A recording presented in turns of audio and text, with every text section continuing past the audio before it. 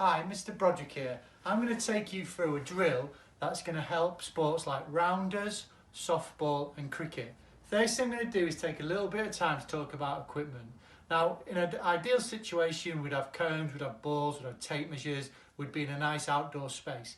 But times must, we've got to adapt. Now, all we're going to use today is socks. In fact, if you're playing this game inside, socks are far better. They don't damage any sort of your mum's favourite ornaments, they're easier to grab, and they're not going to cause any damage because they won't roll away.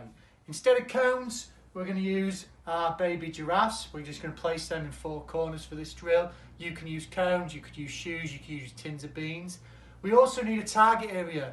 So the target area today, we've got a real good little fairies basket here which takes the socks nicely. You could use a little small bin, you could use 4 pillowcases to make a square, you could even make 4 more teddies to make a square of its own.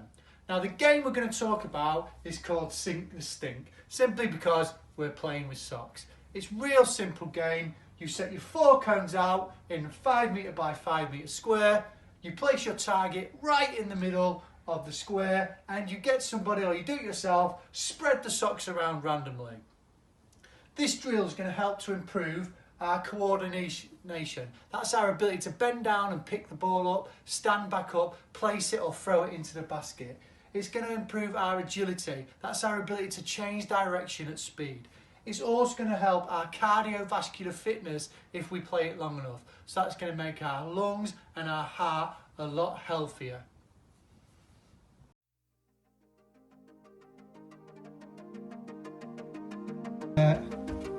Go!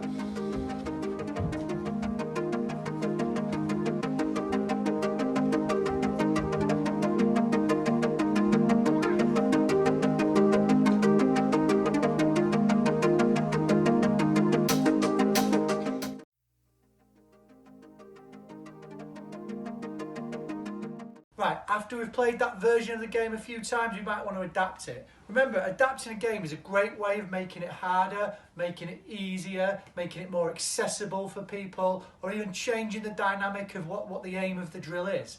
Now, for this particular drill, we could make the drill smaller. Now, what that does is make it easier because we've got less distance to travel.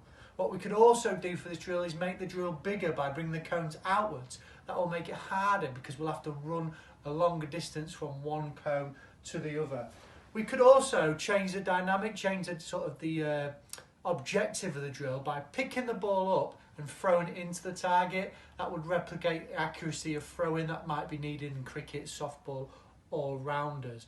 Also, we could play one player against another player. So we had a second target, one target in one corner, one in the next. We say go, and whoever can fill their basket up with the most balls or the most socks is the winning team. So let's have a try.